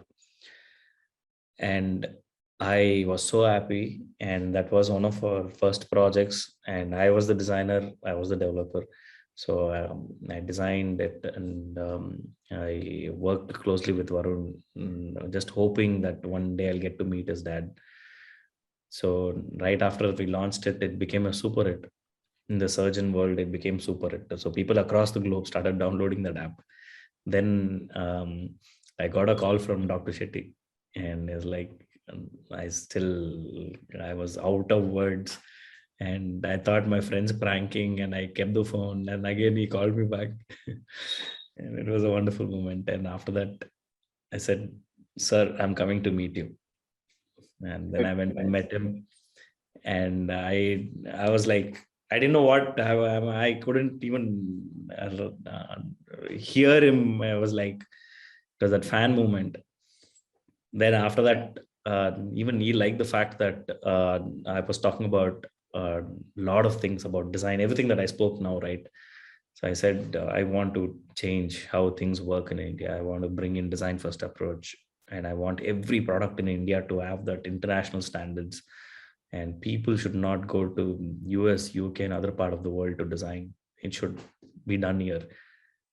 And he likes such impactful stories. And he said, "You do it, I will help you out." And that's it. And the best part about Dr. Shetty is he believes in technology. He believes in design. And randomly he calls him, he says that, "Can you teach me how to do wireframe?" I'm like, and he's so busy. And whenever he has time, he says that, "I want to do some wireframes. I want to see if I can solve problems." Then I showed him once how to do wireframe.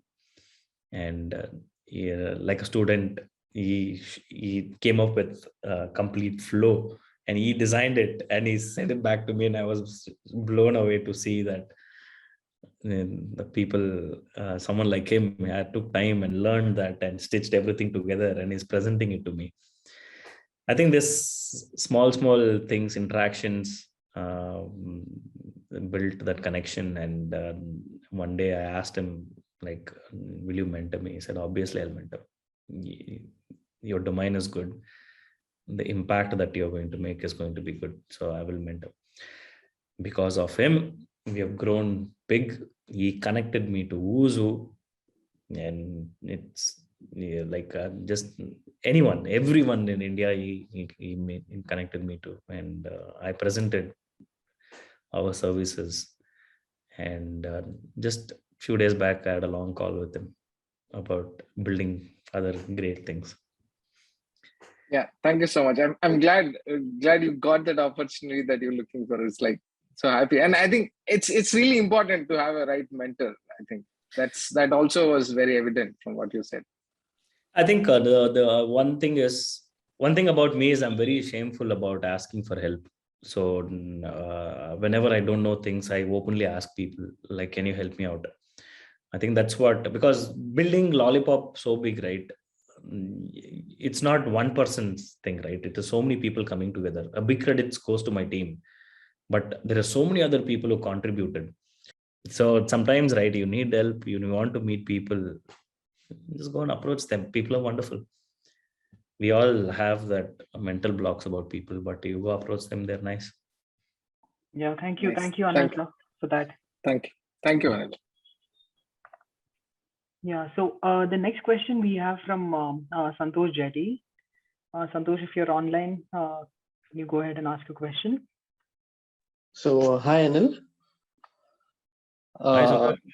Hi, It's a hi. very well-known face. Thanks a lot. Thanks a lot for reminding. And again, like a lot of people who follow you know that the kind of work. One second. A lot of people who follow you know that the kind of work you do and the kind of impact you've brought into the design ecosystem. So my question is, as a designer, you're a designer first, and then the business thing comes into the picture.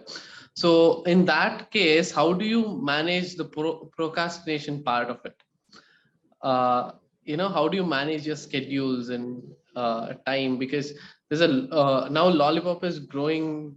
It's going into different parts of the world, and since it's scaling up, there's so much of different cultures and different kind of projects, and the scale is so big.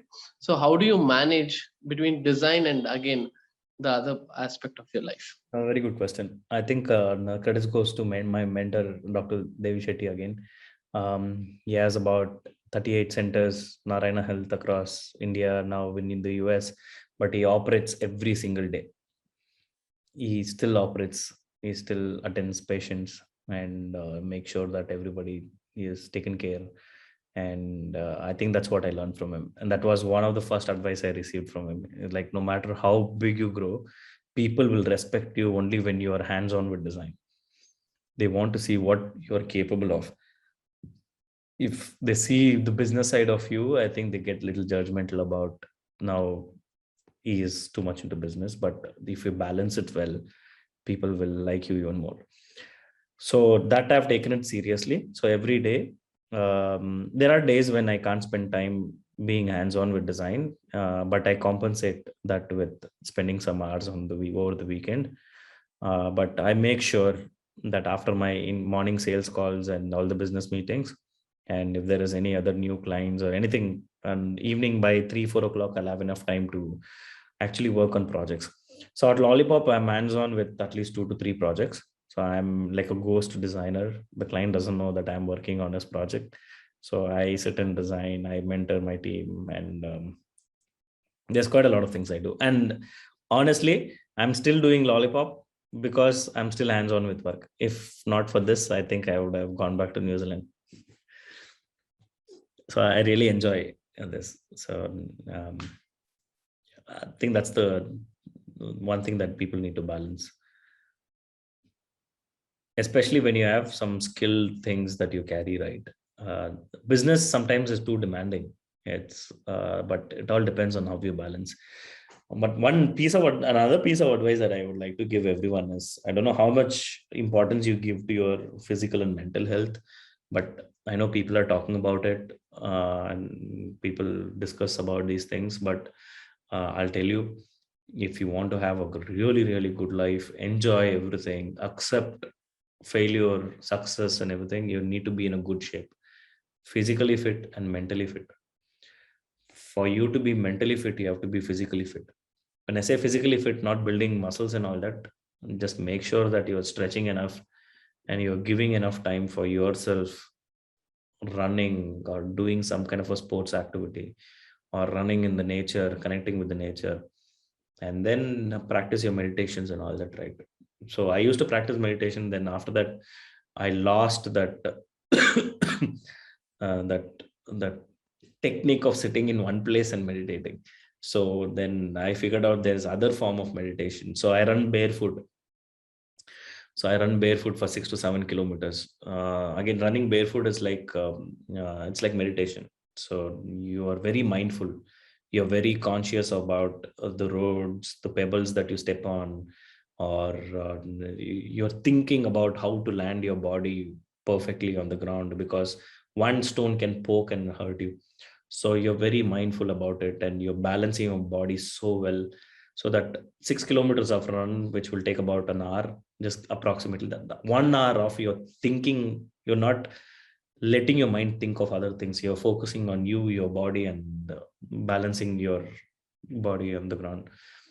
So things like that. There are many ways of meditating. Not sitting in a corner and chanting is the only form of meditation. So practice all this stuff and give more importance to yourself and your health than anything else. Sometimes, yes, work is demanding. It's fine. Sometimes you'll have to overwork, which is absolutely fine. But make sure your body supports that. I know there's a lot of trending tags about work-life balance. I don't know what it means. I think work very, very important. You should never ever say no to any opportunity that is in front of you. That is what will make you next big person. If you say 5 o'clock over, tata, bye bye, I'm shutting my laptop, then you're just another labor or just another person in your organization. If you have the passion to grow and become someone in your life, you should take that opportunity. Even if you have to work a little late or sacrifice a weekend, you should do that. You should never let go that opportunity. The second one is the life. And also make sure that you participate in every friend gathering, family, and spend enough time. I think we have 24 hours for that. Even if you sleep 8 hours, you have so many hours left to balance things well. So I work close to minimum 10 hours a day. Maximum it goes up, but I make sure I give enough time to my kids and my family and myself. It all depends on how you balance. Work-life balance is all about discipline. And to answer your question, I gave a long answer, and coming back to it, how do I balance?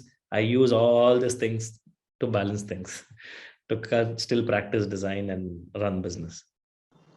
Just a follow-up question, because a lot of them in this particular call is going to, be managing a lot of design people. So since you've built a really amazing company that is that keeps design at the heart, so working with talents who are creative people is extremely challenging. It's not as simple as it sounds. So how have you built in that process of talent retention, and how do we retain talent, the creative talent? Okay, that's a very good question, man. Creative people are weird people. When I say humans are weird, creative people are is next level. They're even more weird. They're very moody people, and sometimes good design comes out, sometimes it doesn't come out. So I understand them because I'm in the same boat. And retaining talent, I think it's becoming a challenge for every organization now, not just a design. And especially in India, with all the product companies raising funds and services company, it's a good time for India, especially in the digital world, technology world, right? We are growing, plenty opportunity for people, and people will move, right? They'll keep moving here and there. I think retaining talent is not just just our company problem. I think every company is going through this. We all are together crying on the same problem. People leave for n number of reasons, but building a great culture that will retain the people is number one. Not giving them fancy bonuses or life insurances and all that. I believe in building that open culture where people feel that they belong to this organization and they're contributing to grow this organization. That's why I mentioned my team, right? I give them full credits on what Lollypop is today. So that thing where you join as a designer, then you're contributing in sales, you're also contributing in marketing, and now you turn back and see in a year's time, you're not just grown as a designer, but you have also helped the organization grow. That's a very nice feeling for someone. A lot of people jump because it's too boring or too dead, and next one is the compensation is better on the other side. But the first thing is easily solvable if you can keep a lot of things inside and build that culture. The second thing, you can't do anything. So always whenever people get fancy offers from outside, I let them go, because when I was a kid, my neighbor kid got a fancy cycle. I went and asked my mom, am I not worth it? don't I deserve it? My mom gave me one answer: you will get what I earn. It's not about worth. It's about what we can afford. Love is unconditional. Care is unconditional. That cycle, when the time comes, I'll buy it. So it's the same with our company. We are a service company. You also, Santosh, you run a service company, right? You know how difficult it is to bring a client, finish the project, and collect the money.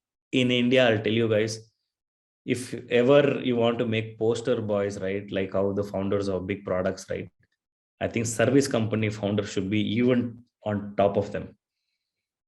That this battle of running a service company is not easy. We are serving clients and finishing the project, collecting the money from them, using that to grow the organization. We are even bigger than any other entrepreneurs out there. The challenge is not that easy. In India, projects never complete.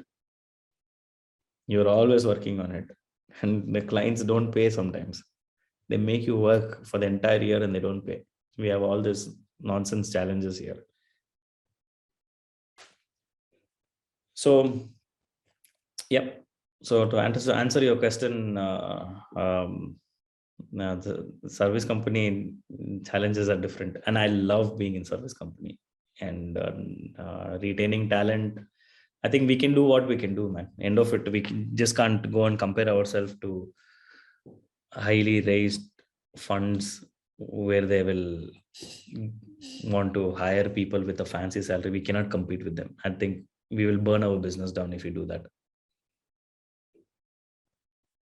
That peer pressure is going to be there, but if people get a fancy pay, I think it's fine. Good, let them go. India is 1.3 billion population. There are many designers. Thanks a lot. Thanks a lot, Anil. Yeah, thank you, Anil, for the insights. I guess we are running out of time. I'd hand over to Pratibha to share the vote of thanks for the session. Hi, Anil. I think we deeply felt your passion for design. And not only that, like your interest in sharing, right? That is big learning for us today. And the big takeaways, right? Like what I got from session is like art is about practice. So that's like really an eye opener. That really, I mean, it's new thing for us. And then the next big takeaway says magic that design brings to business, right? As a business school students, we keep an eye on that. And one more thing that we could draw parallel from what you said is like design is a beautiful solution. We take something called like how Karthik told, right? Project strategy management, that the professor says one beautiful thing that I could easily relate to that. He says when he go to a government office, they solve your problem, but without a smile. But when you go to a private organization, you get a smile, but there is no solution. That completely, like now we got a phrase to say like, I mean, design is a beautiful solution. We are definitely going to share with our professor back. So yeah, so those are like key learnings. And then we got like how strategy, psychology relates in art, and that blends with technology to give a beautiful solution. I think we had like wonderful session to take a lot from this. And I thank our cohorts also, because they made it like a very interesting discussion kind of thing. And finally, one last thing is we look forward for your session on design tools that you're talking about. So we look forward that, and we really enjoyed it. Thanks a lot. Thank you so much. Thank you for this opportunity. And practice design. Design is not only meant for designers. Design is meant for everyone. So whenever you have time, practice it and connect with the design ecosystem. You will learn a lot, and it will always come handy. Always come handy. And whenever you start your own product, your organization, right, you can put all the practices of design into that and make your organization better. So thank you so much. Have a lovely weekend, and I hope today's match will entertain us. And I'm so looking forward to it. And stay safe, and all the best. Anil sir, just thank you so much, one call out. I'll have to mention your team for coordinating for this session to happen, because Akar was like super excited and he was following up like how are we going to conduct the session. And this enthuse is like amazing, and I mean the knowledge sharing from the company, the culture is really amazing, and I just wanted to call that out. Thank you, Thank sir. you so much. Thank you. Thank you. I think when things open up, I will make a like a nice studio tour. So you will get to visit Lollipop and see how we solve the problem, because we have UX lab where we do live testing of applications, and we bring in users, and there's quite a lot of interesting things at Lollipop. We bring art, technology, and all these things together. There's department wise, there's floor wise kind of a practice. So hopefully January this year I'm traveling like crazy, and January is when I'll be in Bangalore. Then stay in touch, and then probably I can arrange for a studio tour. Sure, sir. We will definitely have that. Next I'll time get you in call touch. me sir, right? I will not attend any of the sessions. Okay, Anil. I'll get in touch with you, and we'll have this soon. Great. Awesome. Your future entrepreneurs, future leaders. Okay. Please take design as a practice into every organization. Okay. Definitely. Amazing session, sir. Thank you so much. Thank you. Thank you, Anil. Thank you. Thank you. Bye-bye. Thanks, guys. Thank you. Bye-bye. Thank you Bye-bye. so much. Thank you, Anil. Thank you.